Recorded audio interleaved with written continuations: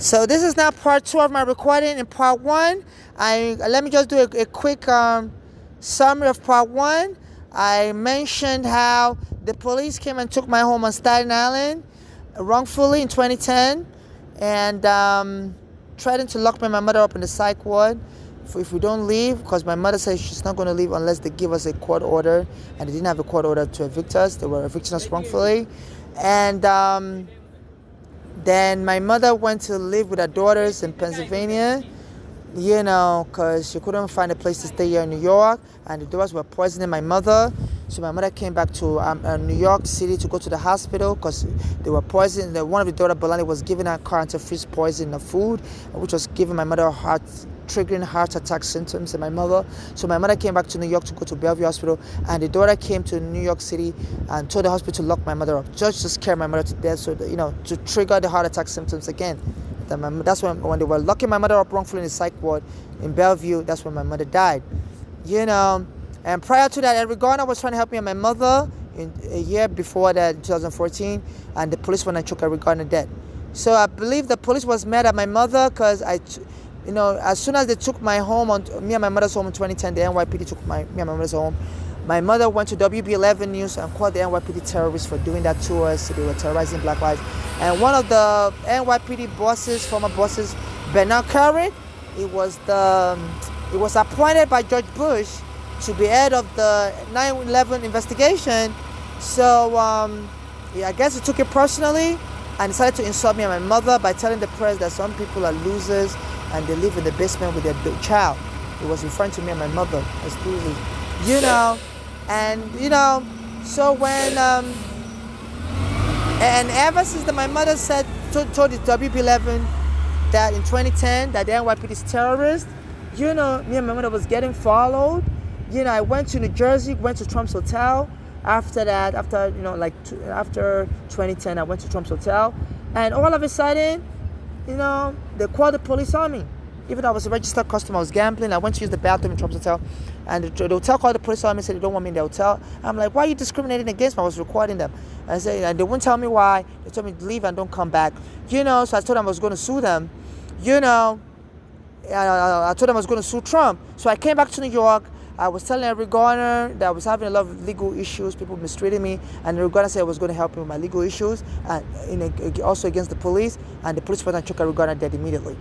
In 2014, and I recorded Edward Garner while I was talking to him at the same place where I met Edward Garner on Bay Street and Victor Boulevard, and the FBI wouldn't assist me to prosecute Edward Garner's killer. Even though I was under federal surveillance then. Because a decade earlier than that, in 2000, my mother brought me from Nigeria with a green card. I had a green card stamp and visa I had a green card visa stamp in my passport, but the immigration arrested me. Said children are not allowed in America, even though I was a minor child, and they wrongfully arrested me. So I was put under FBI surveillance after I came out of the immigration prison. This is what the immigration does. As soon as you're arrested by the immigration, they send your file to FBI. And forever and ever, the FBI watches you, especially if you're released back into America. So after my mother's daughters, they were just greedy for money, decided to set my mother up, told the hospital where one of them was poisoning my mother with car antifreeze fluid, which was giving my mother a heart attack in Pennsylvania. So my mother fled back to New York, but Lanley was doing that. So the daughters followed that days later and told the hospital to lock my mother up in the psych ward just to trigger the heart attack again in her, to get my mother to get a heart attack, and then the hospital decided to discriminate against my mother and lock my mother up in the psych ward. So this triggered my mother to have a heart attack and die immediately because she didn't want to be locked up in a psych ward, So at that time, me and my mother before my mother died, we had a pastor in Nigeria called Pastor Joshua of the synagogue church, and he put a video on his YouTube that God told him some people are going to die that year, but God doesn't want those people to die, and God will resurrect those people. So if anybody dies that year, we should all pray a special prayer. And he put the prayer on YouTube. He was praying in the spirit. He was praying like So as soon as my mother was telling me she was dreaming, seeing herself in a coffin, that year, So my mother was telling me she believes that Pastor Joshua can resurrect her. So as soon as she died, I went to the medical examiner's office and I told them I wanted to pray, and they were making fun of me. I said, I believe my mother can resurrect. I want to pray for her. Our pastor in Nigeria said we should pray that year for anybody that dies. And one of the security guard called, said, Michael Jackson's here to see the mother, and they were all busted out laughing. And the medical examiner's office, they told me, no, you can't pray for your mother. We don't allow prayers. So So that was in May 20, 2015. And a month later, Trump was trying to diss my mother because he was friends with this Bernard Carrick of the NYPD, former NYPD commissioner. And he dissed my mother also. As soon as my mother called the NYPD a terrorist organization in 2010, he told the press that some people are losers that live in a basement apartment for my mother. So this Trump and Bernard Carrick, they were tight friends. They say even on January 6th, insurrection, Bernard Carrick had to go to prison because he was helping Trump allegedly coordinate the January 6th insurrection against Biden. So they're tight friends, they're partners in crime. So I guess Trump was looking out for this Bernard Carrick. He's not dead, he died this year of a heart attack. Nobody would arrest him. I talked to prosecutors, and he was untouchable. I talked to the Brooklyn prosecutor, he was untouchable. I was just a Nigerian immigrant, so nobody gave a damn. And I wanted them to go talk with him. They say sometimes people, when they're on their deathbed, they will confess the truth. I sent an email to the Brooklyn prosecutor Gonzalez, and he wouldn't respond back to me. I said, now Bernard Carrick died last month, I think. So nobody would know the truth from him. So Bernard Carrick was Trump's best friend. They were like partners in crime. So me and my mother were noticing after my mother called the NYPD a terrorist organization, we were getting followed, we were getting jumped. I was telling the court, I filed a court case called 13 CV 5052 at the Brooklyn Federal Court. And I was telling them, look, I'm getting jumped every day. Strangers would just come and attack me in front of the NYPD and stand on ferry, and the NYPD wouldn't do nothing to the strangers. We just tell them to go. My mother was getting jumped to us, so we didn't know who was sending these people to jump us. But sometimes the NYPD would give me a police report that, yeah, it's true, they witnessed a stranger attacking me in front of them. My mother was getting jumped also. And Eric Garner decided to help me and my mother with our court papers. Soon, Eric Garner was getting jumped also. Strangers would be following him around, And I believe, and then the NYPD went and killed Eric Garner. Close to my property after I spoke with Eric Garner, at the same place where I met Eric Garner, to show they were punishing him, at the same spot on Victor Boulevard and Bay Street. On Stein Island, where I spoke with Eric Garner, and he told me he was going to help me with my court papers. I said nobody wants to help me, everybody's just being so mean, so he said he's going to help me. And soon he started getting jumped, people started following strangers undercover, and he didn't know who those people are. And the policeman that choked him dead set him up. So as soon as my mother died on May 20, 2015, I don't know if this newspaper will show the date that my mother died. Yeah, 2015 says June 11, 2015, but it says my mother died May 20, 2015. So I went there May 21st, 2015 to the medical examiner's office as I want to pray for my mother to resurrect. And they told me, no, we don't allow prayers in America, I said, this is a violation of the right to sepulchre. The law says, that, if somebody dies, you have to honor their religious wish, And they just laughed at me and said they don't allow prayers in America, So I guess in order to make fun of my dead mother some more, and Trump decided to come down with Golden Escalator. A month later, like it was resurrection from the dead, and announced he was running for president. They said he was supporting Hillary before. Hillary was the one. Trump was a Democrat then. He supports both Democrats and Republicans. He was a businessman playing both sides. They said he was supporting Hillary. Even Hillary said she has just left Trump's house. She doesn't understand why he suddenly changed. As soon as my mother died, Trump changed. So he was running for president also. So I was afraid of that Hillary would win the election and would help me and my mother investigate the way Eric Garner died, because there was an investigation the way Eric Garner died. Obama started an investigation and Trump closed that investigation. He immediately became president.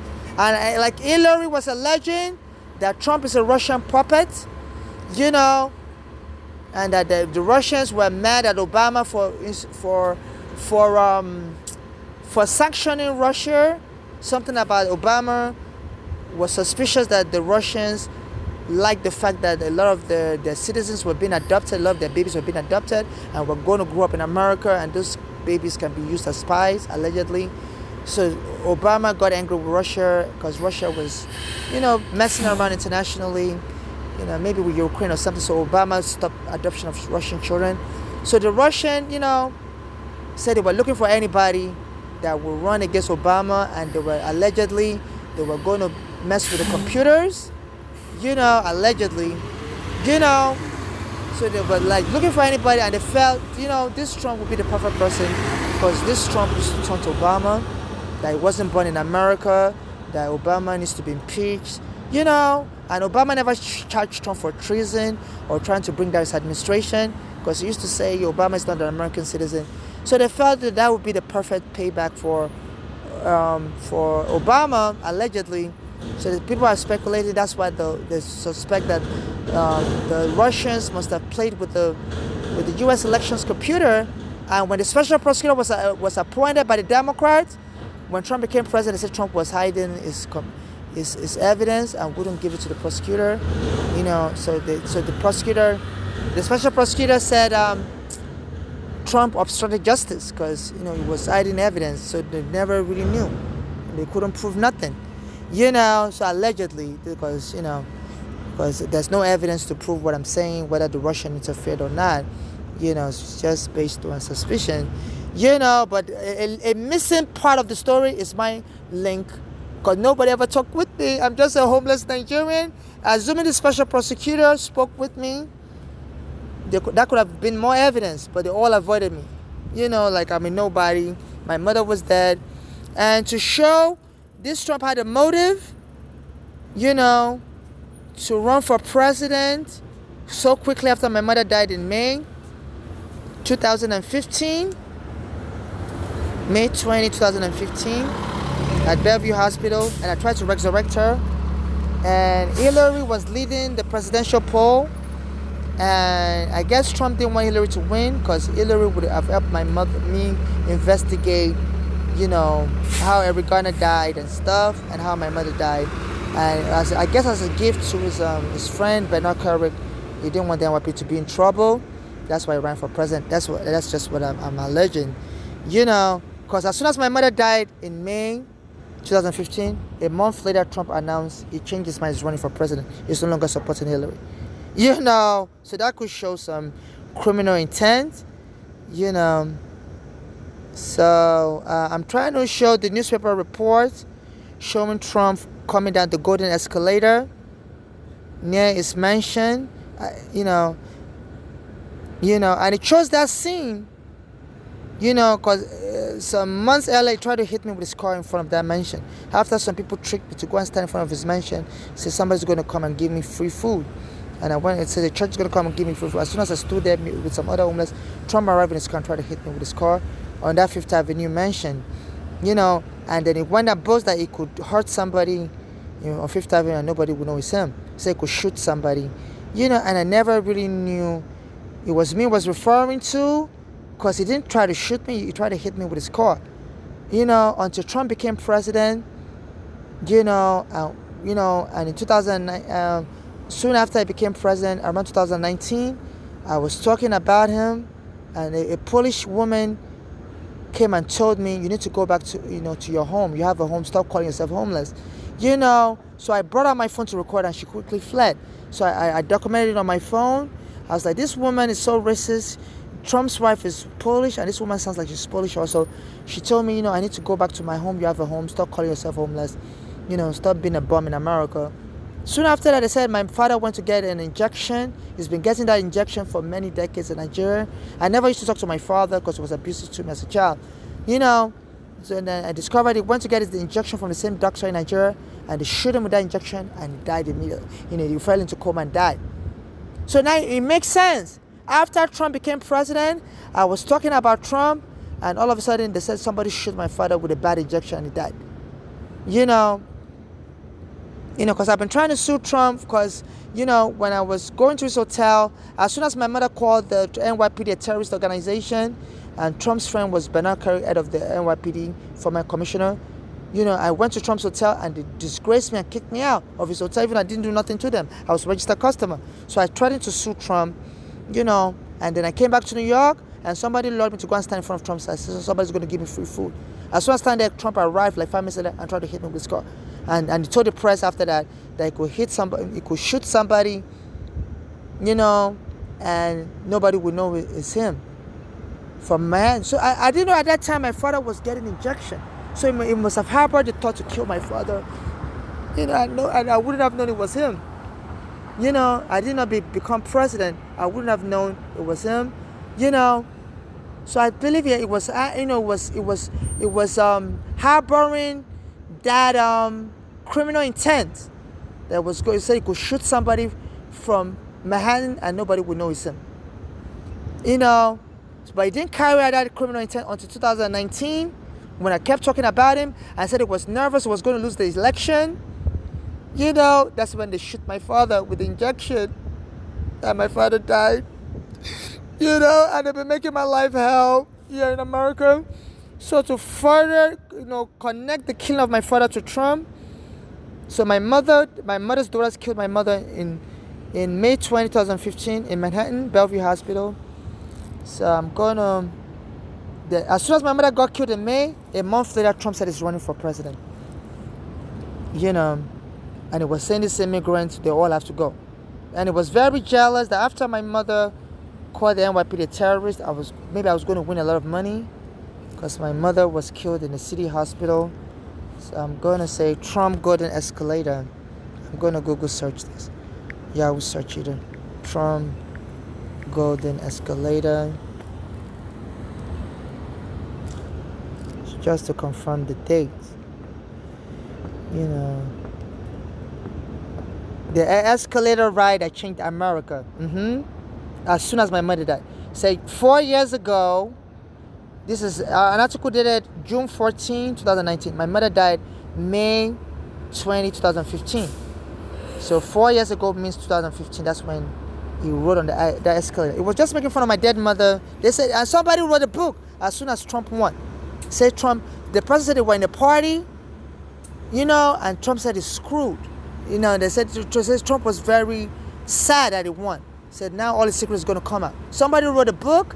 They need to please court. You need to subpoena that person. I don't know the name of the person, but that person was close to Trump, and he said Trump was very sad when he won the election. He didn't know what was going to win. They said it was just a gamble. Some people are suspicious that the Russians were the ones that played with the elections computer. Even he didn't believe he was going to win. And he said he was cursing. He was saying he was screwed, he's so screwed, his life is so screwed, and he said he was going to resign. So because they're going to investigate him so much. So he was probably afraid of me. That at that time I was suing. So he thought maybe people would take me serious in America, and the Congress would invite me to speak about him. So he said he was planning to resign, but somebody was going to resign as soon as he won, and probably say it wasn't really serious. He doesn't really want that job. He prefers his private business. And people wouldn't know why he escaped. But so the person wrote a book. I'm sure somebody knows the name of that book. The person was close to Trump. So this is showing his criminal intent. And I have more evidence of his criminal intent. So that on why he may want me deported or killed. So I'm going to play a video. In 2019, they said this Trump was nervous as I was trying to get justice and investigate the way my father died and the way, So in 2019, the head of the Me Too was also bothering me because there were so many people I was trying to get arrested. Gloria Allred from the Me Too. I spoken with her to help me that the police sexually abused me and kicked me out of my home, and she said she can't help me to go against the police because she needs the police to be arrested and love the celebrities. She mentioned Weinstein and R. Kelly specifically because she said she needs to she said if she goes against the police by going after them for sexually abusing me. Said that both the FBI and the NYPD would drop the case against a lot of the celebrities. So she was admitted to bribing the police and FBI to go after celebrities, which is against American law. You can't bribe the police, and if you did bribe the police to arrest the number of these celebrities, then you need to tell the court the truth so the jury can be aware, in making a decision. So as soon as I was talking about this Me Too lawyer, I was talking about Trump, I was facing a series of attacks. The Me Too gang would come and attack me in the bathroom and throw all my luggages out into the train track. Tell me I should stop using the women's bathroom in the train stations for customers. So I'm not a real woman. And it was just menace me. They told me they're going to kill me and they'll try to chase me to the train track. And when I call the police will hug the Me Too, like partners in crime, and they won't help me when I call 911. So they'll throw luggage like this into the train track, and disrupt the train service. Trains will be, running over my luggages, on Chambers Street. And they were just trying to kill me through incitement of violence. It was like a horror movie scene. The way they would terrorize me. My mother was killed, my father was killed, my friend Uganda was killed, and every day they were making my life a horror movie in America. Trump was president, around that time, and everybody was just coming after me. Like the Me Too lawyer, Gloria Allred, because I was talking about it, I wanted arrested, and I was saying I wanted Trump arrested also for all the things that was happening, the way he said he could shoot somebody from Manhattan and nobody would know it's him. And at that time, I didn't know my father was getting injections in Nigeria. And as soon as he became president in 2019, they said my father went to the same doctor to get injection, and they shot him with a bad injection. And my father fell into coma and died. And here in America, I was still talking, and the police came and arrested me. So I want to show the video, and they began choking me, rough-handling me, and they put their nail on my neck. And every day was a horror movie. Every day in my life in America, as soon as Trump became president, the Me Too gang were after me. Trump's NYPD were after me. Every day of my life was a horror movie. So this is the police choking me in 2019. As soon as my father was killed, and they put their nail on my neck. Please tell the world I've been choked. American friend, I've been choked. They were holding my neck. At some point they put their nail Why are you attacking me? Why are you attacking on my my neck. girlfriend? Why are you attacking my girlfriend? They want to steal my property. They want to steal my Yeah, property. because they put their nail on my neck. That's why I couldn't talk anymore. Every day. They just finished killing my father in Nigeria. They were making my life a horror movie. Every day they said, we're going to drive you crazy and you're going to fucking kill yourself. They would send strangers to tell me that. I used to beg for money on the street, and they would send people to kick my hand, the cup out of my hand. Every day I was getting hit, I was getting punched. They were saying, you're going to self-deport yourself. They would send strangers. When I tried to use the bathroom at the train station, they would pull my luggage out, throw into the train track, and the police will hug this Me Too. So the Me Too, and it was like a horror combination. The Me Too and Trump's NYPD, and the feds, they were all horrifying me,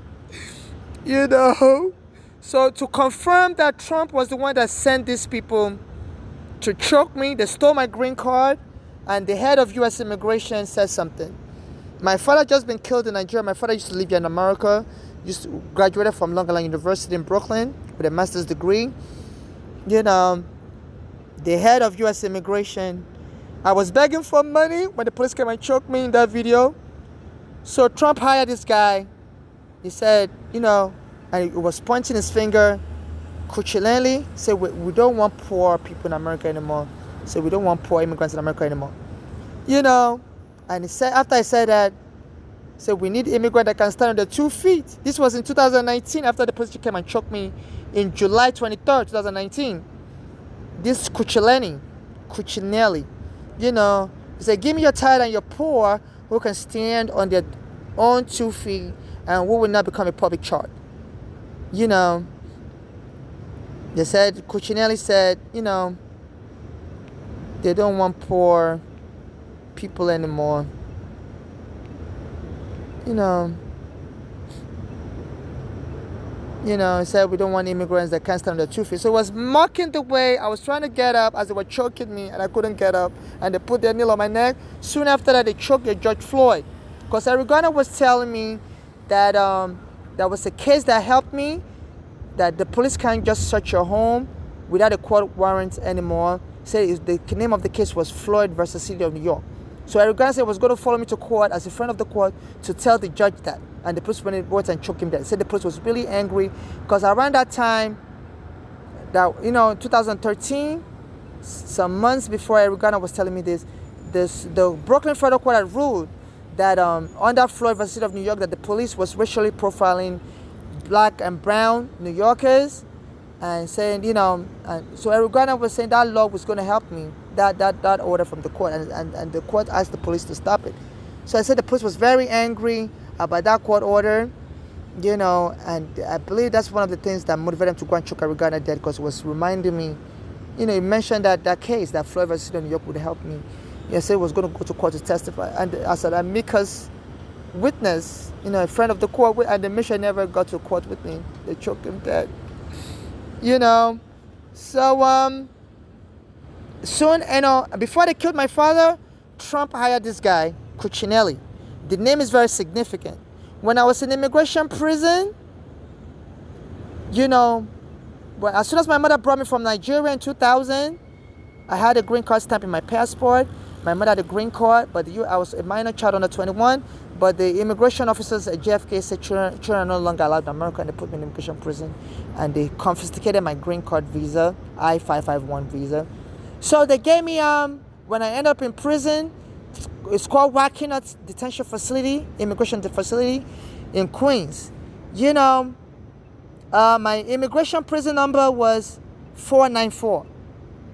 It was 494, which was also Mandela's immigration prison number in Robben Island when he was in prison in South Africa. My birthday is July 8, 1981. My birthday is also similar to Mandela's birthday. Mandela's birthday is July 18, 1918. My birthday is July 8, 1981. So after I got out of immigration prison, I was under FBI surveillance. So I used to tell my mother that, look, when I was in immigration prison, my prison number was 494, same as Mandela's prison number, And I said my birthday is almost like Mandela's birthday. I said my Mandela is a Cancer, I'm a Cancer, and his birthday is July 18, my birthday is July 8. He was born in 1918, I was born in 1981. I said my date of birth is like interchangeable. And I was telling my mother that there's a Black American church I go to, and he said, God plays around with numbers, and said, said numbers have significant meaning. He said God plays around with numbers like that, He said, but numbers have significant meaning. And they went and killed Eric Garner on July 17th. This Black American pastor, Bishop Jordan, said, 17 is the same thing as 8. Say God always adds digits together. Say God only believes in single digit. So double digit God will add it together. So my birthday is July 8th, and they killed Eric Garner July 17th. 1 + 7 is 8. They say people that commit crimes like to taunt victims or friends of victims with code. So I'm the only one that understand why they killed him on July 17th, where I met Eric Garner. Because they've been listening to my FBI, surveillance.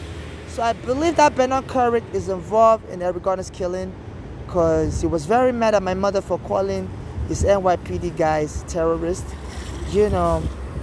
And I believe, he knew something about it, and Trump has been trying to block justice for me. So I used to tell my mother that when I was in immigration prison, my prison number was 494, which is Nelson Mandela's prison number, Robben Island. So Trump immediately hired this guy before my father was killed and before I was choked in Brooklyn. He hired this guy called Cuccinelli. So I guess the Cucci part of his name, I don't even think this guy has any experience in immigration. I believe just found a white person that has a name that would make me know, he's taunting me with that name. And as soon as my father was killed and the police choked me, stole my green card, this guy resigned. it was less than 1 year in office as head of U.S. Immigration Director. So the Coochie part of his name was, I was accusing the NYPD of sexually molesting me while evicting me, and the Nelly part of his name would be, when I was in prison, my immigration number is 494. Mandela's immigration. They said this Trump likes to taunt people. They said his Defense Secretary Rubio, he used to call him short hands Rubio. Say he likes taunting people. So as soon as my mother was killed on May 20, 2015, and I was trying to resurrect my mother, I went to medical exams office, and they were all making fun of me, calling me Michael Jackson. Some of the security guards were making fun of me, calling me Michael Jackson because I'm a transsexual. Trump, a month later, came down with Golden Escalator in Manhattan, said he's also running for president. I believe he ran for president because he was afraid if Hillary, I believe, they said, most likely they had, this Bernard Kirk told him to run, to save the NYPD. I believe maybe some Russian spy must have contacted them, said that, look, if, the NYPD said if you can select somebody to run for office, allegedly, because we want to disgrace Obama and reverse this ban of Russian children, adoption and stuff. So this is just allegation. I don't have any proof definite, but I do know circumstantial evidence would show, I was begging for money when the police came and choked me on Bay Ridge and 4th Avenue on July 23rd. I went and dropped me in NYU Psychiatric Hospital. Went and dropped me in NYU Psychiatric Hospital. And Trump's family friend was the head of NYU Psychiatric Hospital. And then they misdiagnosed me with all kinds of mental illnesses. So they said that their plan was to keep me there because the election was coming up, and Trump was afraid that if Biden won the election, they may investigate him while he's a civilian, So, and they stole my green card that day, and when the police camera was recording, it was raining earlier, so I put my green card in a backpack, and I placed my backpack somewhere away from me, And soon after that, this guy comes. They always send this guy to bother me. It was a white guy. It was like a Turkish Arab guy, but it spoke with an American accent. I always, try to touch me or grab me. He would just jump me all of a sudden. And on this particular day, he was pulling my dreadlocks just to get me angry. So I told him not to do that. I told him, don't be touching me. That's sexual molestation. Then it went away. Then the police arrived. Said they heard me. I was arguing with somebody. I said, yeah. I said, there's a police camera in this neighborhood showing, across the street, saying, showing this guy was touching my hair. As soon as I was talking with the police, they knocked me down and began choking me. So they quickly took that backpack from me, stole my backpack. So the intent was to hold me hostage without a green card, And I believe Trump must have ordered the killing of my father, because he knows I like to pray for resurrection. So at that time, my green card had expired, and I didn't renew it. My green card was expired in 2018. So he thought if they killed my father in 2019, I would travel to Nigeria to try to resurrect him immediately, because he knows I like to pray for people's resurrection, like my mother. And when I traveled to Nigeria, I would tell the American embassy to not let me come back, to not let me renew I would have just said, I was a danger to America, I was a danger to foreign policy. The laws is now using Alien Enemy Act. I was the one who was going to use that one. But I told the people in Nigeria that they should wait for me. I'm about to renew my green card, and I'm going to come to Nigeria to bury my father. And they told me they can't wait. I was like, and they went and buried him right away. So they were acting suspicious. The people in Nigeria also, they told me they can't wait. They have to bury him right away. I told him, no, I can't leave. I can't just leave America, because I was afraid Trump was going to do that to me. That if I left America without renewing my green card, if I tried to renew it in Nigeria, because then I would have to get a re-entry permit. They said once bitten, twice shy. When my mother brought me here, the immigration arrested me even though I had a visa and my passport. So I was afraid of going to Nigeria with an expired green card, and if I try to come back, they may block me. The American embassy will not give me a visa. So I told the people in Nigeria, so please wait. I want to renew my green card so I can come bury my father. I want to pray for his resurrection also. And they told me they can't wait. If I have to come, I should come right away. Don't renew your green card. So I felt that was kind of odd. So they buried my father, without my being present. My mother was also buried without my being present. The medical examiner wouldn't release her body to me. And my mother's daughter, when I buried my mother behind my back, they didn't allow me to pray for my mother's resurrection. So every day of my life, you see that I'm getting choked down, getting punched. Or Trump is going to deport all the immigrants. You even call Nigeria a shithole country. Even call Nigeria a shithole country. And put a travel ban on Nigeria around that time.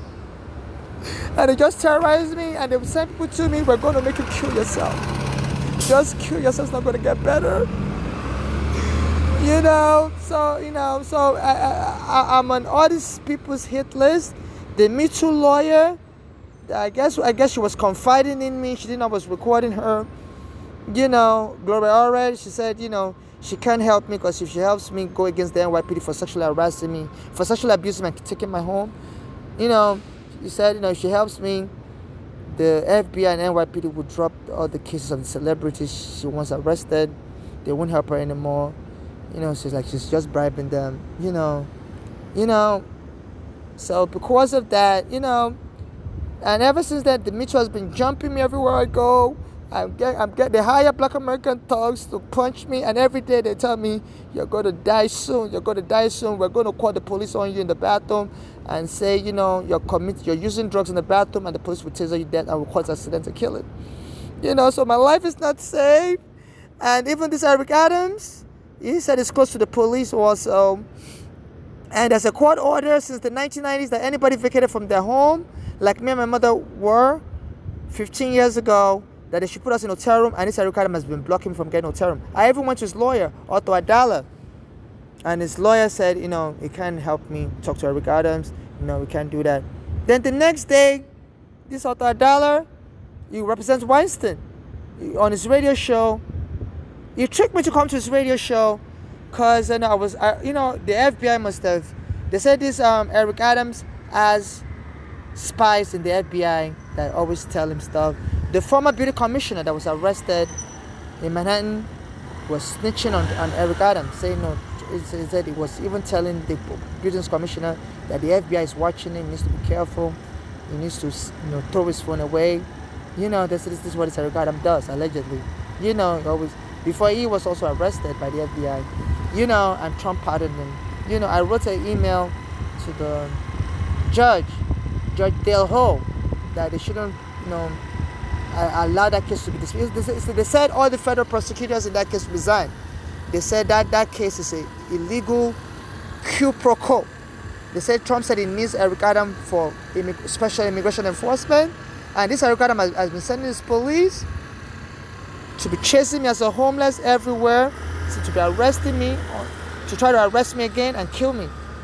So they said this Eric Adams said he wants homeless to be put in psych ward. So he wanted to do a repeat of what he did to me in 2019 when they were violently choking me. And I don't think I'll be able to survive that again.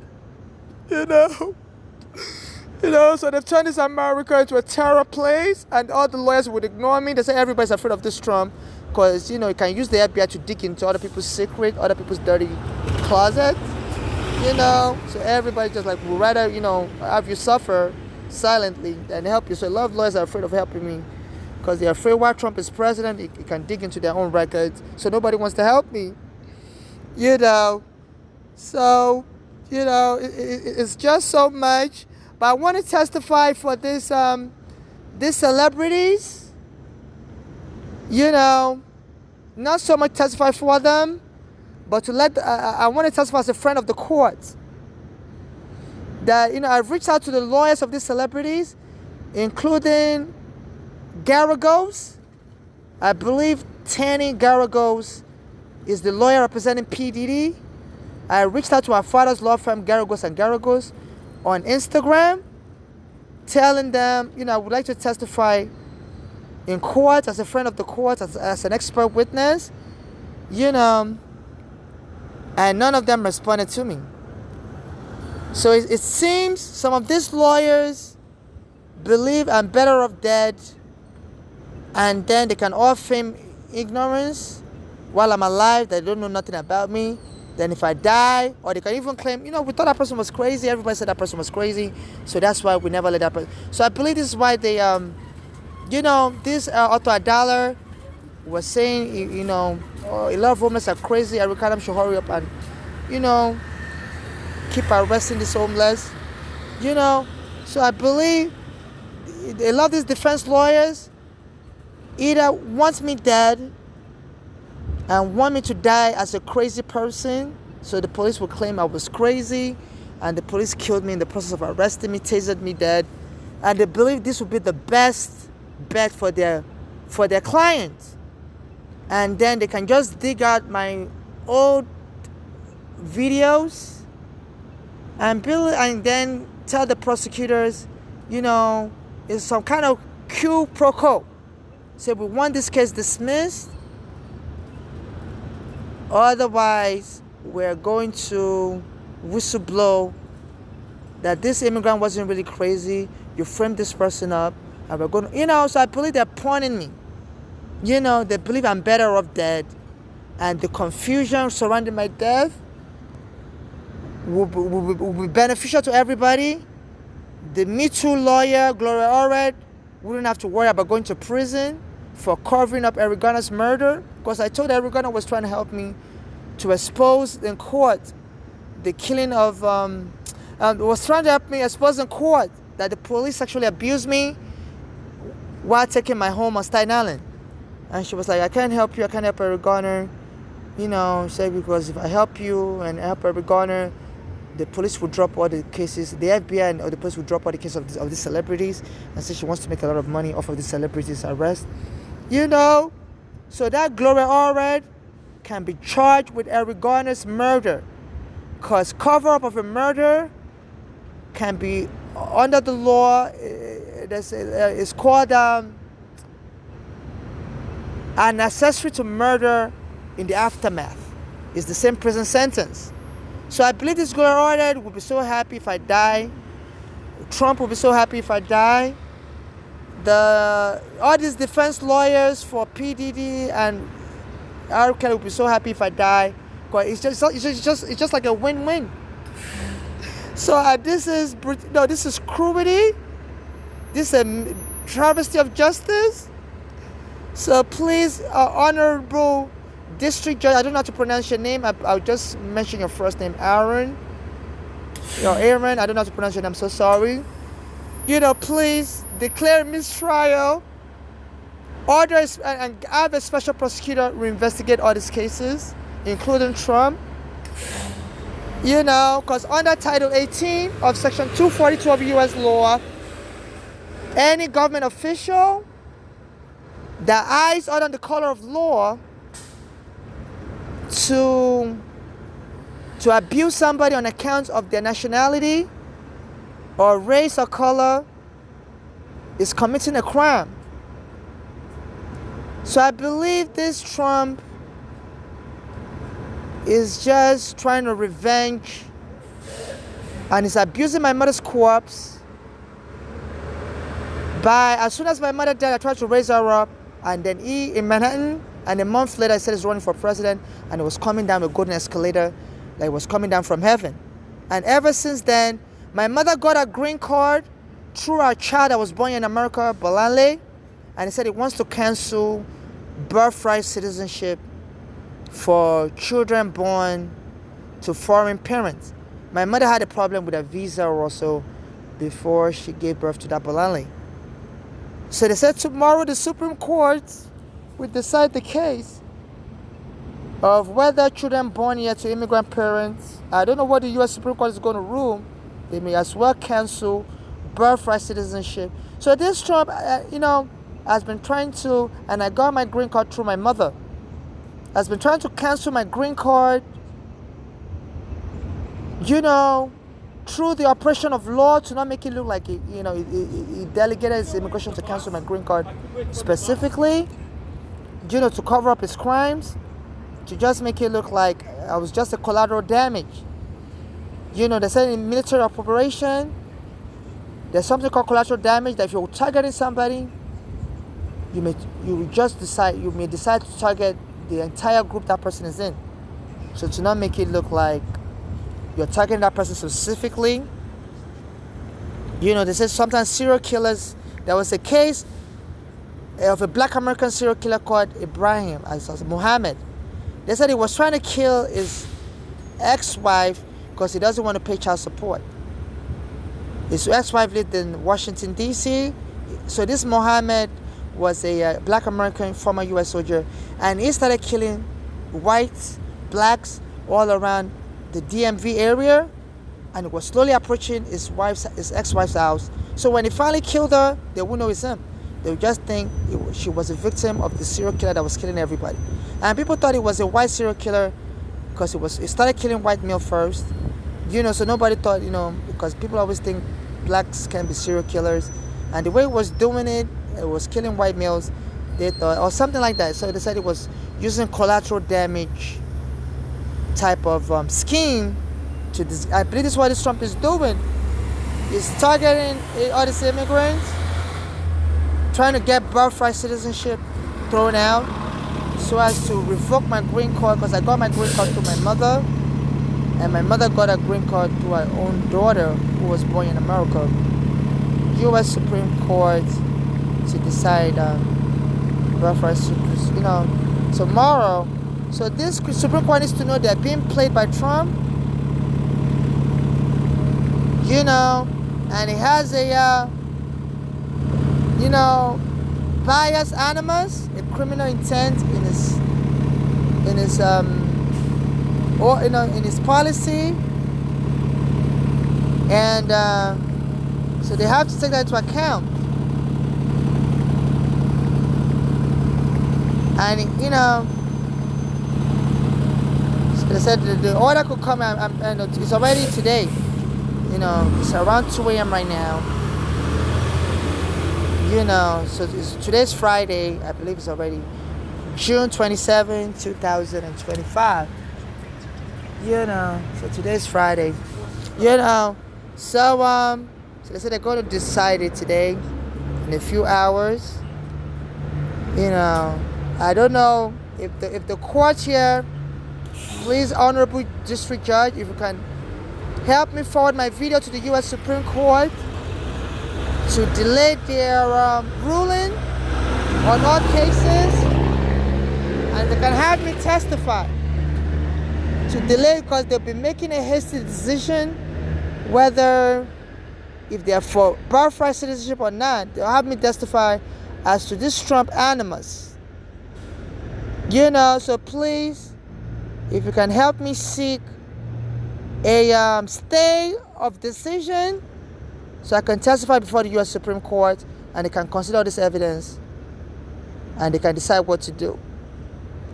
My father's been killed, and this Trump has taken the revenge. I believe it's just revenging. They said he believes in loyalty, and he said he even called his former lawyer, Michael Cohen, is this lawyer fella. And this Michael Cohen, before my father got killed, he was saying Trump has many killers all around the world, that people need to be careful of him. He has a hit list. And I didn't really know it may have been informing to my family member, and suddenly my father got killed, and the police came and choked me. And when they saw I didn't travel, I believe that's why they went, because this Trump is aware, or his evidence will show he's aware I like to resurrect people that die, because I was trying to resurrect my dead mother, because my mother used to tell me, and I believe the FBI was listening, that before I was born, people told her, some prophet of God, that she's going to give birth to a child, and that child is going to be known all over the world, because that child is going to do something great that's going to stun the world. So I believe the FBI was listening to my conversation with my mother, and they were telling everything to Trump, and and it's been trying to spike me every means. I was supposed to get my tax refund for the COVID. Under the Biden administration, they promised anybody that missed their COVID stimulus $3,000, they're going to mail it automatically to them. The United States Department of Treasury told me I have to bring my ID, like my green card, to get my tax refund. That they're not going to mail it to me. They have to bring my green card. I don't have any ID at the moment. When the police choked me, they stole my green card, all my IDs, and it's been so hard to replace it. They say if you go to the immigration office, the immigration will arrest you, whatever you go there to do. They said there was a green card holder that mistakenly drove to Canada, a U.S. green card holder, a couple of days ago, drove to Canada by mistake, and as he was driving back to America, they arrested him. So they're arresting us green card holders for any reason, So I've been, so they're holding me hostage, and it's like they just want to hurt me, either kill me or deport me, and make it look like it's an accidental deportation. They never really, So my green card has been stolen for 6 years, since 2019. I can't work. I can't really get nothing done. They won't give me my tax refund, $3,000. The U.S. Department of Treasury said me I have to come to the office with my green card. That's the only way they know. And they've already stolen my green card. So I believe this Trump is instructing them to, as revenge for my mother calling his friends, employer, NYPD, Bernard Carrick, a terrorist organization. Since then, the NYPD has killed her regard. This Trump is making sure I live like an indigent. I'm being kidnapped. I'm being held hostage under international law. When you unlawfully seize somebody's green card and the person can't travel or move around, get a job, that's a kidnap. There was a case here in New York. A Nigerian brought a woman here to work as a maid, and the Nigerians seized that woman's passport, and the woman escaped, and they took that Nigerian to prison here in New York City. They said when you take somebody's travel document illegally, that's a kidnap. That's a hostage taking. So this Trump directed his police to choke me, NYPD to choke me and take my green card. And he also, and sometimes he talks in code.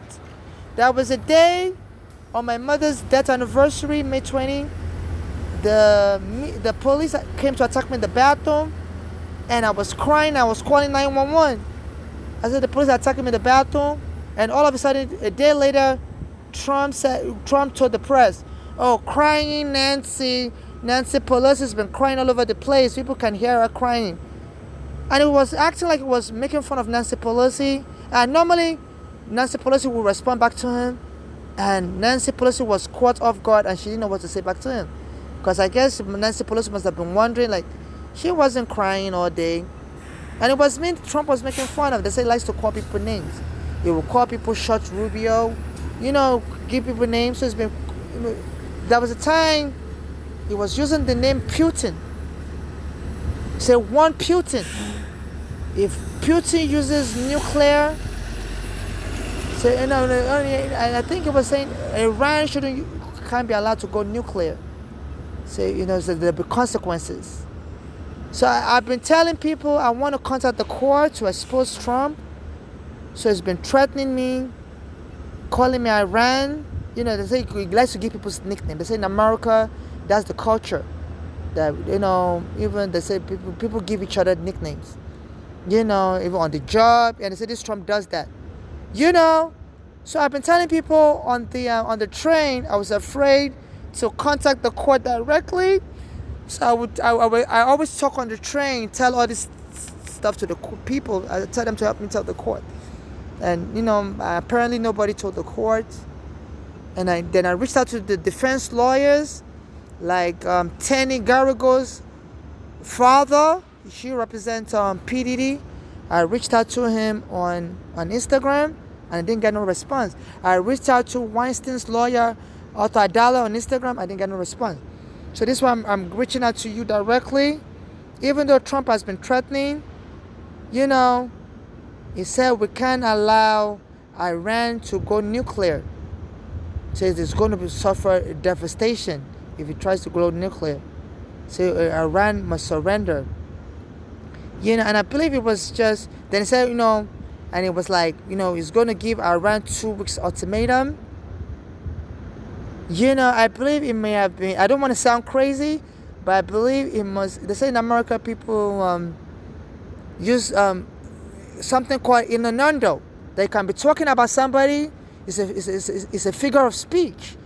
Innuendo is a figure of speech commonly used by Americans. You can be talking about somebody, but you make it look like you're talking about somebody else. You know, so they said, you know, it was saying Iran can't be allowed. So it was given Iran 2-week notice. You know, and I believe, because when they arrested me, I spent almost 2 weeks in a psychiatric hospital, and they were misdiagnosing me, feeding me medication. They said when they arrest you and put you in a psychiatric hospital, even though under the New York law they're only supposed to keep you for 24 hours, but they can delay you for 2 weeks. So they were delaying me, you know. So when Trump mentioned, you know, 2-week ultimatum to Iran, people started attacking me, this Me Too gang and stuff, started attacking me on the street, you know, trying to start a fight with me so the police can come and arrest me. Because this was how they got me arrested. A white guy came and grabbed my hair all of a sudden, and I was telling him, stop it, you know. And then the police came and arrested him. So you're crazy fighting everybody, you know. And I was telling the police camera was recording it, you know, that this white guy came and grabbed my hair. I said, that's sexual molestation. He's not allowed to do that. Grab me, you know. So since then, I've been recording videos of people attacking me everywhere, and I having to call the police, you know, and the police wouldn't help me. So these are videos, yeah. Every day the police always trying to start a problem with me, or people will start a problem with me, you know. Racist police mock me. I was trying to use the bathroom, and they came into the bathroom. There's a new law now. We don't do So that you're not anymore. a Don't do woman. it. I'm a female. Let me put You have to come You know, out. I arrested her. As soon as I came in here, the woman was here. She told me, you know, I got to go back outside. She needs to go. I was trying to use the Yeah, bathroom. so you arrested me. and the police was just around me. People are calling the police on me for anything. This is 34th Street, Arrow Square. You know, this particular woman, she was scratching her hair. There was another day I went to the train station, you know, and I was having a problem with my Metro card, because I always buy unlimited Metro card, you know, but my Metro card was bent out of shape, you know, so I anytime I swipe, it would tell me just use. So I went to a booth and I told her, excuse me, miss, my Metro card is bent out of shape. Anytime I swipe, it says just use. I said, can you please use your machine to help me read my Metro card to see it's still valid? And then she used that machine to read it, and it shows it's still valid. And she told me, no, I'm still not going to let you in. And she was like, and she started lying. She was like, you know, your Metro card is expired. I said, no, my Metro card is not expired. And she started scratching her hair, and when I called the police on me. That was some weeks ago. Then I went back to that station to use the bathroom, you know, and then she brought the police to come to the bathroom, and she was telling me, you know, we don't do that anymore in America, sir. I was like, why don't you just say, you know, you're a man? I said, I'm a woman. I said, no, you're a man. Trump said we know men are not allowed, you know, to call themselves women in America anymore. You know, she was scratching her hair also. So she was reminding me, you know, I think she was sending the code.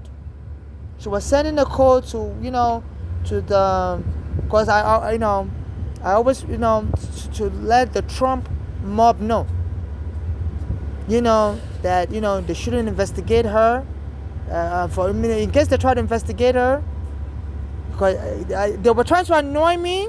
I was trying to use the bathroom, and they told me, no, you can't use the bathroom. Say men are not allowed to call themselves women in America anymore, sir. You know, so they were trying to get me angry so I could fight them. you know, and then they could possibly kill me. This was the time Trump was issuing an ultimatum to Iran that they can't go nuclear. And I believe it was Fernando threatening me and informing his mom that, you know, because I was telling people on the subway that I want to contact the court and reveal Trump's secret. So that's what it means by nuclear. So it was ordering his mob to take me down. And people just be telling me, you know, follow me everywhere. So this lady needs to be arrested. You know, this was her telling me, we don't allow that in America anymore, sir. You're a man. You can't be a woman in America anymore. Let me play the video. No, there's a new law now. We don't do that anymore. You don't do it. I'm a female. I get it, but you have to go. You have to come out. You know, that was her saying, I told her I'm a female. So there's a new law in America now, sir. You know, she's referring to Trump. So this Trump has an NYPD killer gang. And, you know, and he's giving them like a 2-week ultimatum with this Fernando. Say we can't allow Iran to have a nuke. I guess it's me calling Iran. And he believes the bombshell allegation I'm going to make, the whole world press could get him impeached. And that's why he doesn't want me to make it. He wants me dead before I could make this allegation. So the black Americans that also punched me at the Standard Ferry for no reason, I've been, you know, I would try to play some of the video, you know. So it's now we're mob town.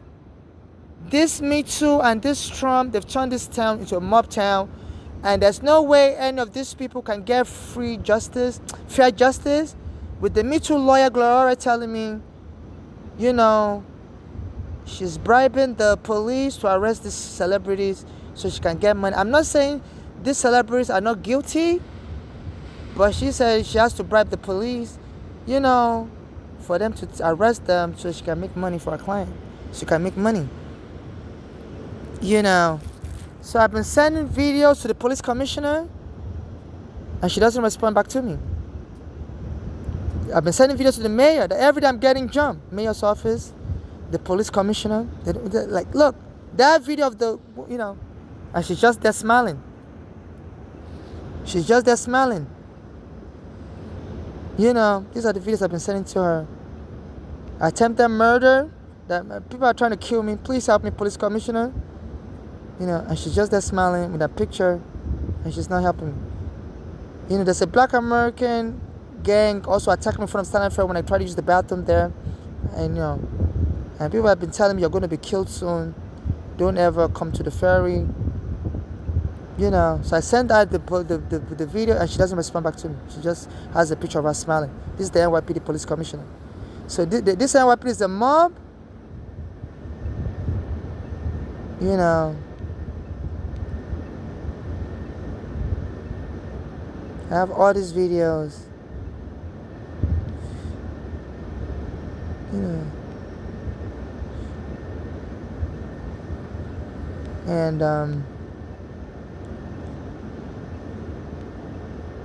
there was this particular incident when they duked up the whole floor as I was trying to use the phone with human feces. You know, and a guy was following me around, intimidating me.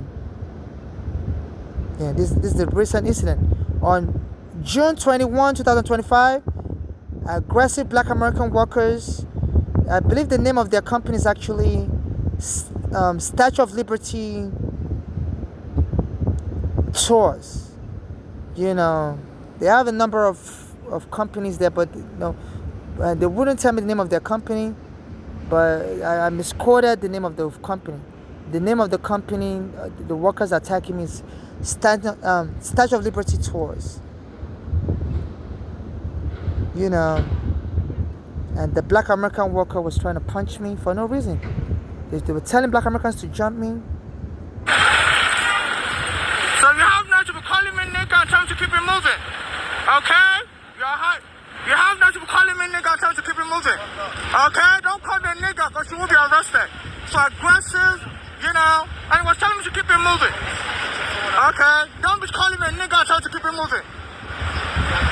you can't be arrested for aggressiveness.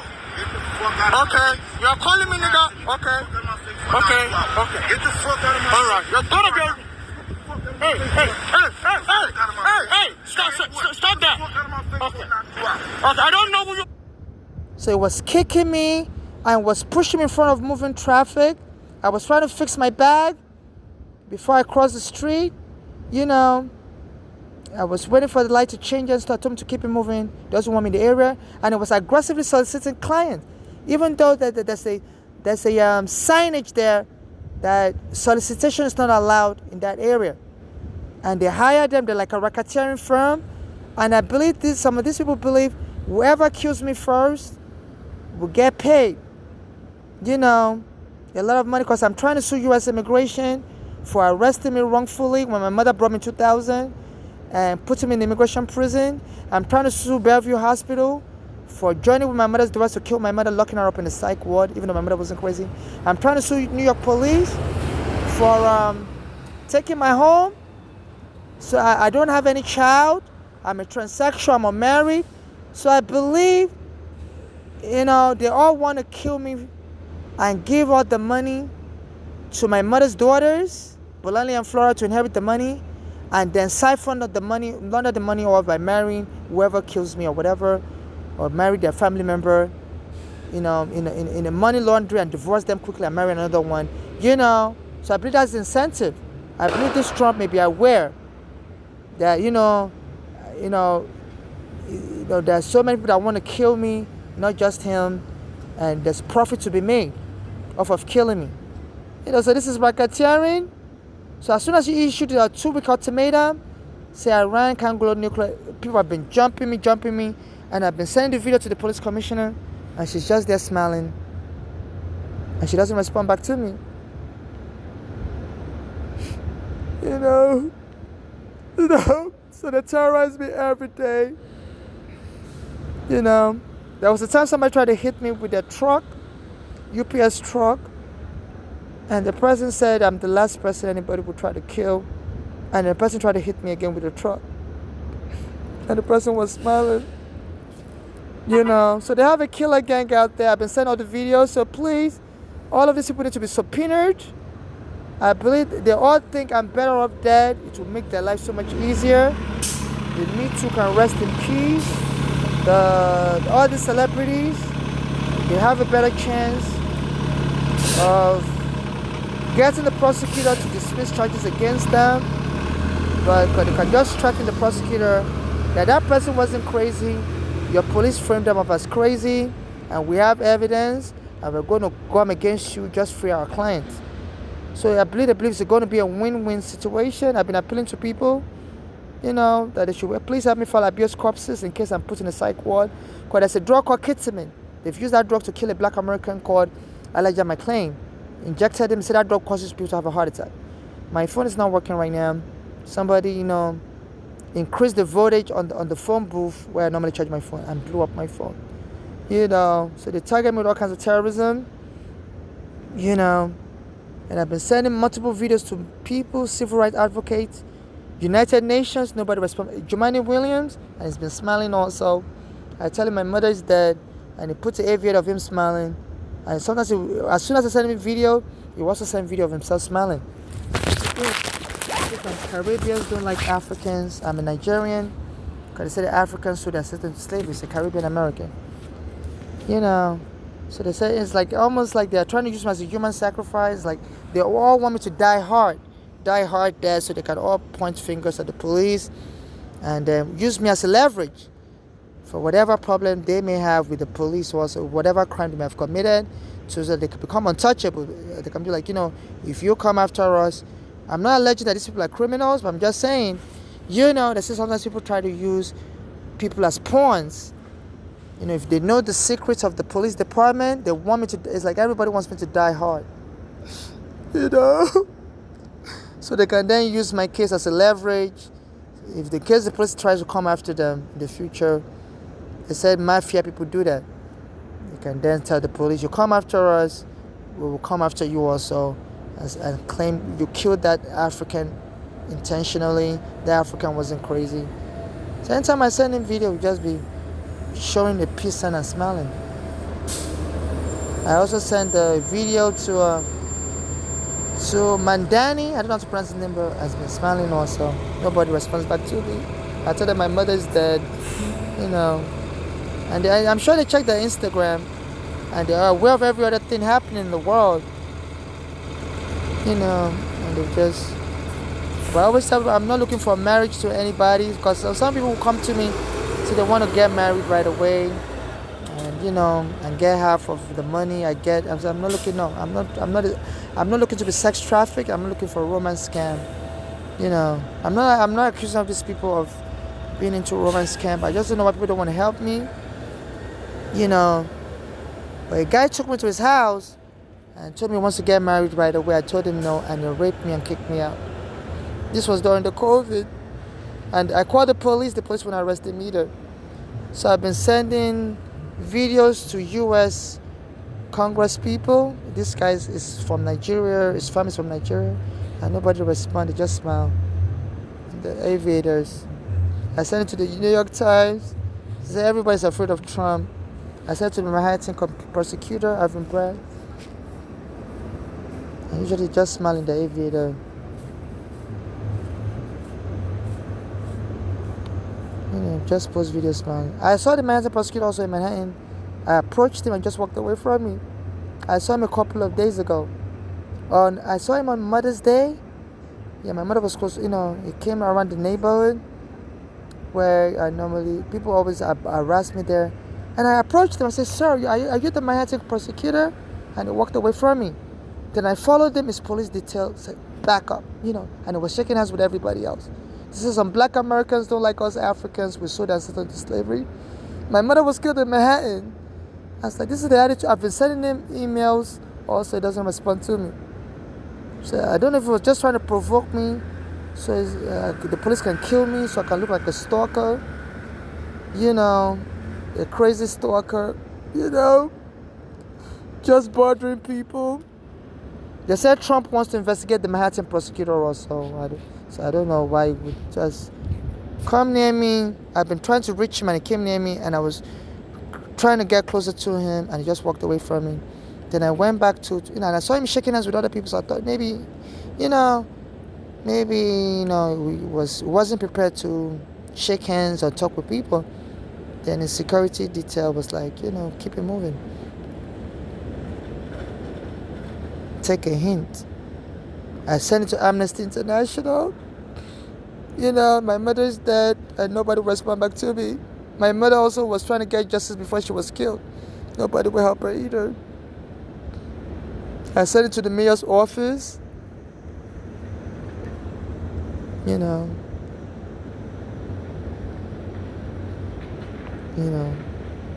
But he said it's not the immigration chief for Trump for New York. All the federal prosecutor handling his case, when Trump wants his case dismissed, all of them resign. Said they suspect a quid pro quo between Trump and Eric Adams. And he's been using his police to harass me. He said he wants the police to be arresting us homeless, that we all belong in the psych ward. You know.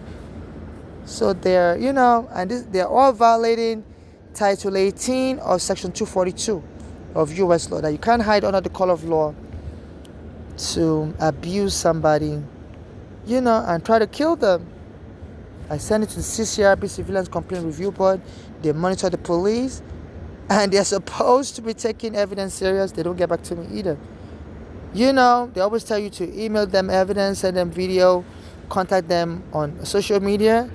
So I think they should be arrested for cover-up of a crime, abuse of power, violation of my Section 1983 rights, civil rights.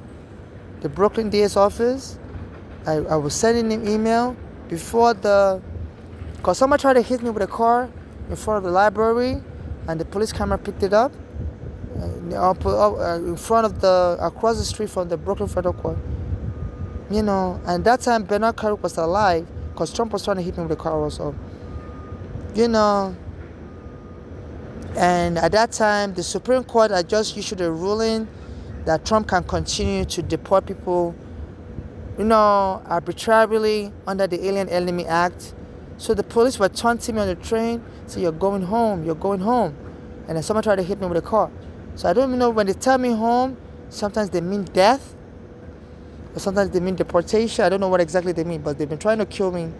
So, so it's not just deportation, it's really attempted killing. I say a lot of the immigrants this Trump has been arrested. One guy just came out of the immigration prison. He said there were grown men. His name is the Colombian student who had a child, whose child was born while I think his name is Cali. I don't want to mispronounce his name. Whose name is Cali, and he said there were grown people in that immigration prison that had children that were born in America at 30 years old. I said these grown people were crying because usually when you have a community tie, like a U.S. citizen, immediate relative, they can bail you out of immigration prison right away. When I was in immigration prison, they always give you the forms to fill. That do you have any close family member, that's a U.S. citizen, I said this Trump is keeping these people, even people that have U.S. citizens, children that, it's not allowing them to be bailed out. And this is just,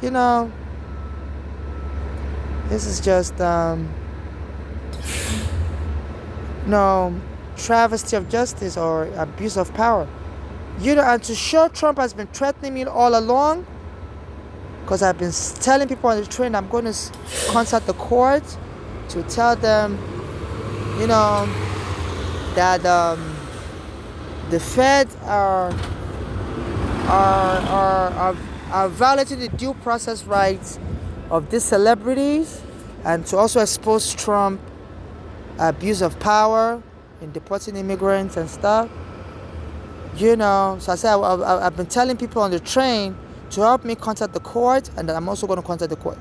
That the celebrities like P. Diddy accused of violence and stuff.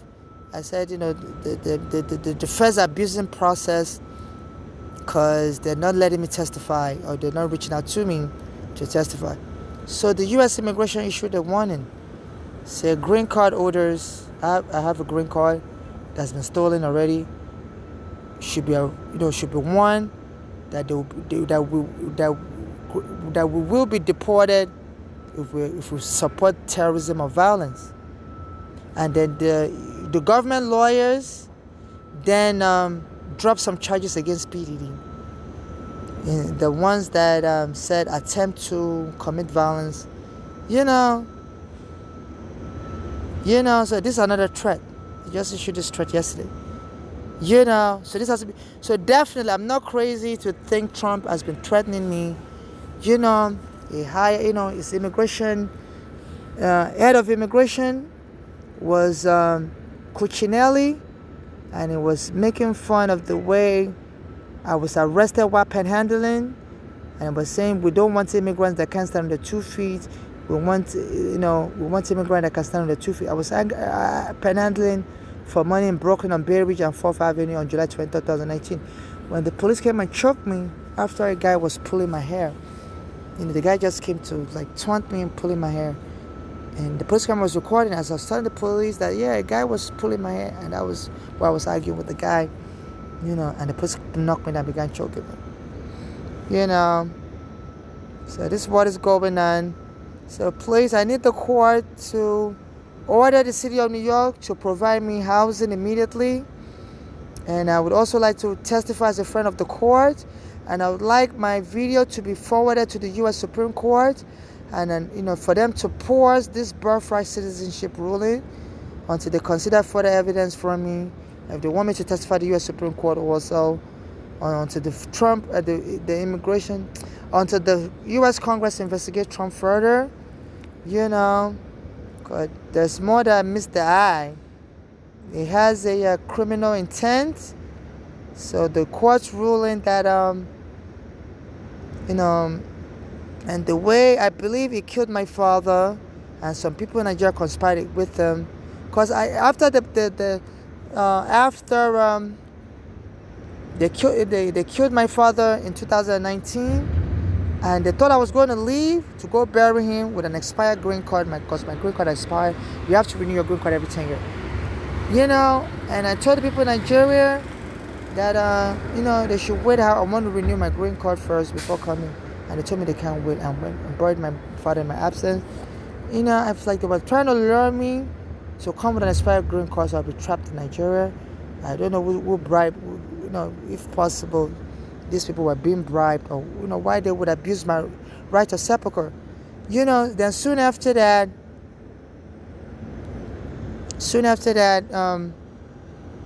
the police, when they saw I didn't leave to go bury my father, you know, the NYPD came and choked me and tried to kill me also. You know, so they couldn't deport me easily, leave me trapped in Nigeria, so they decided to choke me also. It's like, you know, to see if they could kill me, and they always try to start a fight with me, this police. Just to, they said a lot of police encounter on Black lives have resulted in death, from Eric Garner to, you know, after they choked me in Brooklyn, they went and choked in a place called Brooklyn, Minnesota, near Brooklyn, in a city called Brooklyn, Minnesota, close by. They said the police there choked George Floyd. And the George Floyd family said they're suspicious that, you know, it looks like it was intentionally done. But they don't know why. And I reached out to George Floyd family, they don't respond to me either. I just don't get it. I believe some people are telling people not to help me, that I'm better off dead, everybody's going to win money. You know, if I'm dead, you know, they can use my death as a leverage and tell the U.S. government to. I'm just suspecting, because there's no way people don't know about my case. People don't want much for Eric Garner. So I believe some people, I'm not saying everybody, some people may want to use my death as a leverage to tell the U.S. government to cough up money. Otherwise, they are going to tell and tell. You know. So I believe they believe there's more money, and they want me to die hard. You know, some people tell me die hard. I even contacted the Nigerian embassy after the police choked me in 2019. I told them my father is dead, my mother is dead. I believe, you know, these killings is being supported by the U.S. government in some shape or form, or the cover-up of these killings. You know, and the Nigerian embassy said they were going to help me investigate. You know, while I was in the psychiatric hospital, they promised to help me investigate. Then when I got out of the psychiatric hospital, I kept calling the Nigerian embassy, and they kept hanging up the phone on me. And the workers I spoke with gave me fake names. One of them told me their name is Yinka, which was my mother's daughter's name. That's a Nigerian name. Her name is Flora, but her Nigerian name is Yinka. So when I called the Nigerian embassy, I said, you know, when I was in psychiatric hospital, I was speaking with some of your staff. You know, one of them is Yinka, and the other name, I forgot the name now. They told me, no, we don't have any workers here by that name. Sorry. They hung up on me. And I've been sending them emails that, please, my green card has been stolen, my passport has been stolen, I need a passport, and they won't respond back to me. You know, so it's like they want me to die hard. Stop this video. It's like they want me to die hard also, so they can negotiate a settlement from the Nigerian government. Because another thing that happened was, after Eric Garner got killed for trying to help me, the Nigerian church I used to go to in Nigeria, you know, got bombed. A Russian military plane said they were monitoring a U.S. Air Force base in Germany, and all of a sudden, around November 2014, they saw an American bomber plane leave the German air base. So the Russians were afraid that bomber plane was headed towards Russia, because, you know, they always monitored that U.S. air base, because they thought if America was going to bomb Russia, they felt it was going to be through the German air base, because Germany is so close to Russia. So they said that the Russian military plane was following the American plane to see if it was going to head towards Russia, but they were surprised it was headed towards Africa. So the Russians were like, you know, there's nothing really happening in Africa, so they kept following the Americans to find out what is happening in Africa. Why is the U.S. sending a bomber plane? and they saw the plane go to Nigeria, so they followed the plane to Nigeria. And and my pastor said in 2014, Pastor Joshua is now dead also. He said he also saw a plane, coming around his building repeatedly, like it was trying to map out what section of the building to bomb. Because there was some Americans in the church at that time. A lot of Americans go to that synagogue church to pray. So he saw a plane hovering around his building, on top of his building, and the plane would disappear, come back again, and everybody was pointing fingers. His own security camera was recording it, and said they bombed the section of the church that was housing the Africans. They didn't bomb the section of the church housing the Americans. And they said when the U.S. bombed Iran, they said they released the bombs strategically to just bomb certain section. So there's a way. They said even the Israelis, when they bombed, they said they killed all of the Iran scientists in their bed. They released the bomb to the section of the house, the bedroom. They said that precision bombers like that could bomb, that could, without damaging anywhere else, that could bomb. So they targeted where Africans were in the building and bombed those Africans dead. A lot of South Africans died, a lot of Nigerians died also. But the Americans in the building didn't die.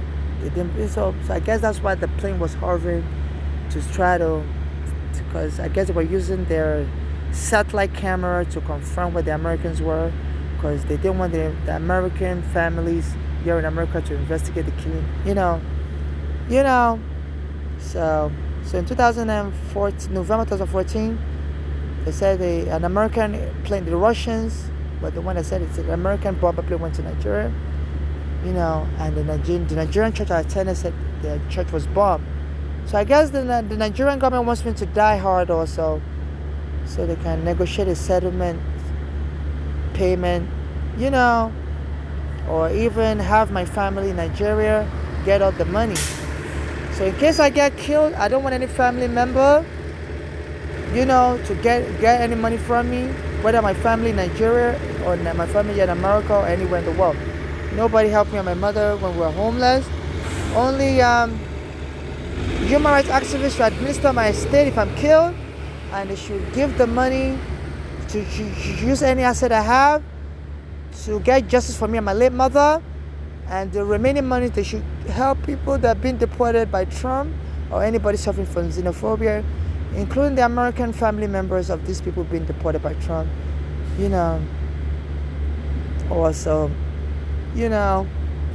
so please, court, I would like you to help me order the city of New York to provide me a hotel room. There's a court order since the 1990s that people vacated from our homes. The court order is from the Brooklyn Supreme Court. It was the Legal Aid Society took the case to court around in the 1990s that anyone vacated from their home should be put in a hotel room permanently, and the city of New York has to help us get Section 8 to put us in permanent apartment. So they leave me out on the street where I can be attacked anytime, and I believe some of that there are hired killers that's trying to kill me, and they believe my mother's daughters will inherit the money because I don't have a child, I'm unmarried, and they say, and sometimes people be calling me, some people be calling me mama as I'm begging for money. I say, excuse me, I'm not a mama. They say in American law there's something called parentage by stoppage. Parentage by stoppage. That you can claim somebody. You can claim a non-biological parent is the parent of your child. By claiming the person wouldn't mind being the parent of your child. So so there's a scam they're attempting.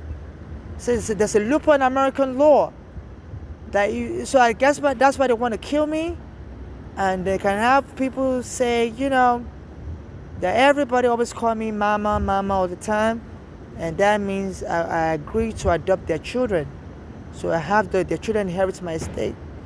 I didn't agree to adopt anybody's child, and I always tell people, don't call me mama, don't call me mommy, I'm miss. I'm a female, and then Then I believe part of the reason why they want to stop me from using the women's bathroom is to have the police kill me and then claim I'm really that I wasn't a transsexual, and I have my mother's daughter's lie that I'm not a transsexual, that I'm a male. I'm just lying that I'm a transsexual, that I really wanted to have a lot of children. That was my wish, and have the parentage bill stop it come into effect, because and have my mother's daughters adopt other people's children on my behalf and be paying these people money. This is why they have so many people trying to kill me. They say there's a loophole in American law called parentage by stop it. Every state has that law, even New York, that you can assign parentage to a dead person or a living person and claim the person wouldn't mind. So I guess they want to make my death a ghetto lottery. They say in America, there's something called ghetto lottery. People in the hood will create a harm and blame it on the city of New York and make money off of it. So they've been punching me everywhere. Say, just die, just die. So we don't need you alive.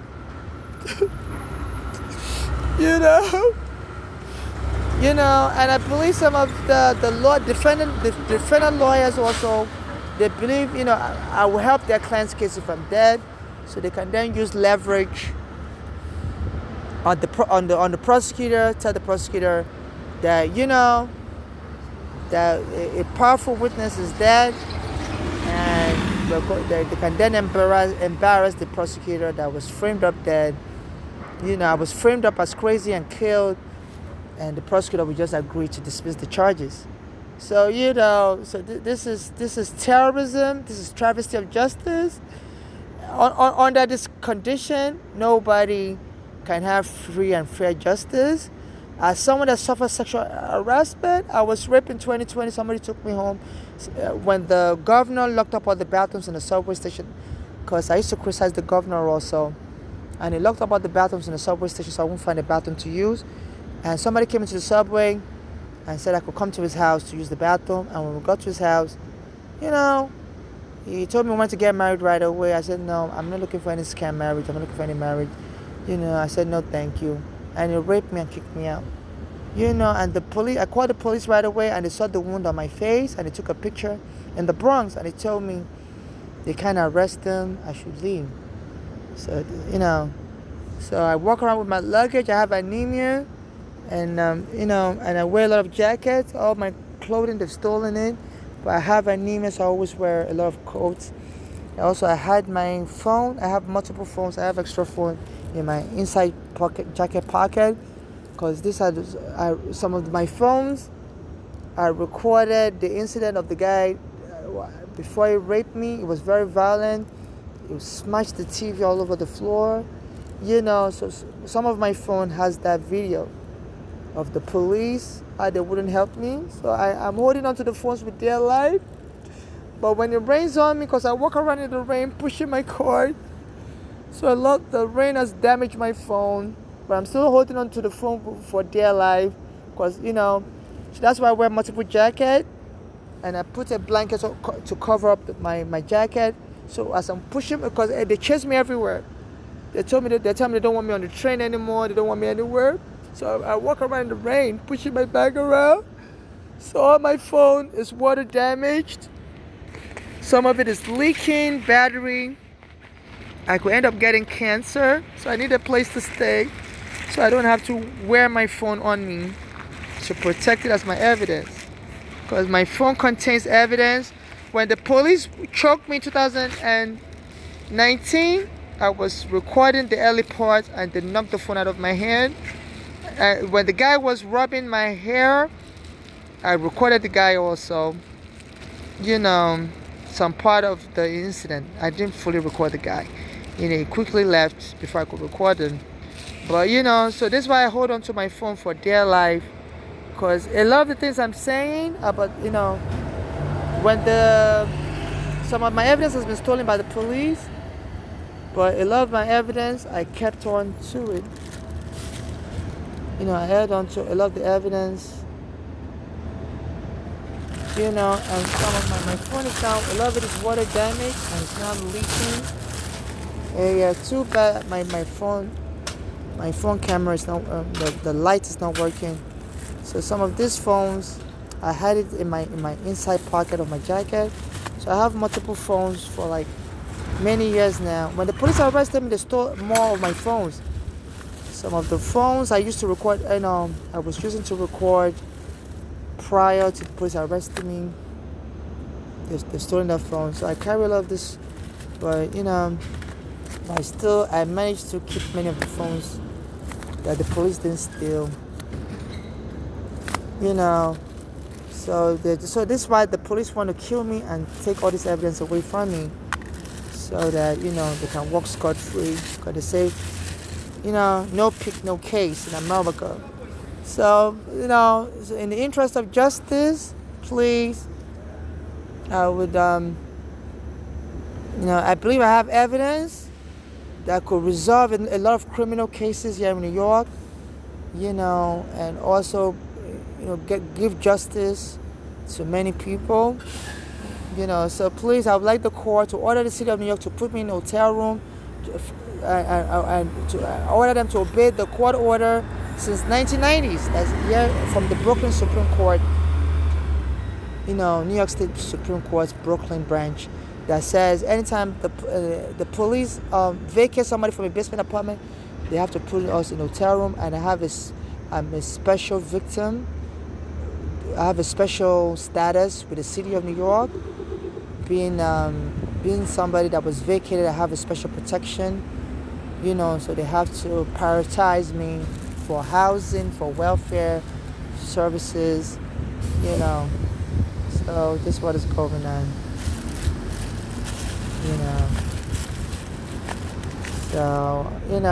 So please help me from the U.S. Supreme Court also to hold off any ruling, because all these rulings they've been making is in haste. They need to consider every evidence. There are things this Trump is hiding from the court, and because during his first term, the court was able to lift the ban on Muslims, saying he had a religious bias against the Muslim, based on a statement then, and it's made a lot of incriminating statement now, especially with the U.S. immigration. As I was telling people on the train, that I'm going to contact the court soon, and they should help me contact the court also to expose Trump. And the U.S. immigration issued a press release yesterday that anybody that supports violence will be deported. So I guess they're trying to scare me from, exposing the abuse of process. I don't know why they would just outrightly, indict themselves, present evidence, that will incriminate them, but they say some people believe in plain sight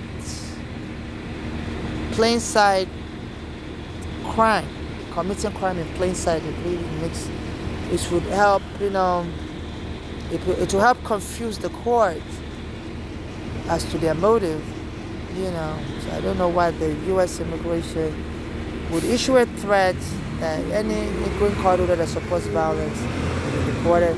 So I don't know, it seems they were threatening me that if I dare contact the court to say people like P. Diddy that have been accused of violence may be suffering abuse of process, the U.S. immigration may interpret that as me supporting violent people, alleged violent people, and if I ever try to renew my green card, they may deport me. So that, so I don't know why they would choose to incriminate themselves so quick, So it's really weird, but they say people that engage in crime do weird things, So I wouldn't put anything past them, So this is very serious, and I hope the court will take me serious,